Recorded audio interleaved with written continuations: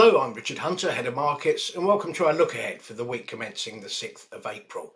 So, a shortened 4-day trading week has brought the first quarter to a close, and it's been a generally positive quarter.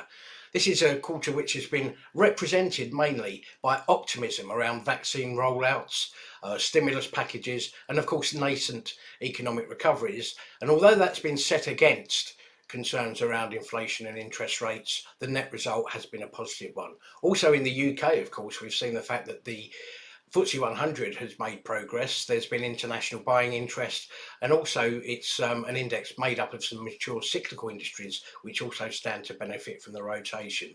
Certainly, the quarter has come to a positive end as President Biden has outlined his plans for spending on infrastructure, and that's in addition, of course, to the $1.9 trillion American Rescue Plan he had previously announced. So in terms of the scores on the doors, we're faced with the following.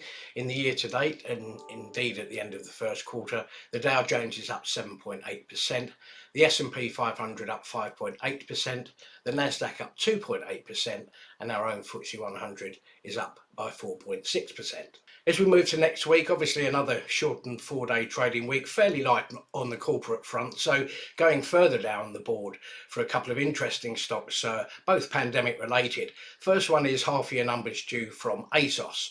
Obviously, it's been able to retain its young and trendy appeal, although the likes of Boohoo are snapping at its heels. The shares are actually up 397% over the last year as a result of the pandemic switch to online retailing. Although that being said, at the current level of around £56, there's still some way behind the £76 peak that they managed in March 2018. So we'll see whether the return to socialising and a partial return to the workplace results in some refreshed wardrobes.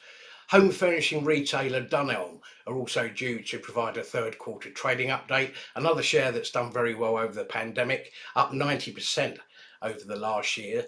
When we last heard from them in February for their half year numbers, they said that 70% of their sales were actually being covered by online, despite the fact that all of their stores were closed. And of course, with the additional wear and tear on home furnishing with enforced lockdowns, that's something that could prove positive for them as we come out of the pandemic. As indeed, Dunelm said that after the previous lockdown was eased, they did see some release of pent-up demand. So that could be coming again. Fairly well-regarded company, net cash of over £140 million at the moment. Should be an interesting update.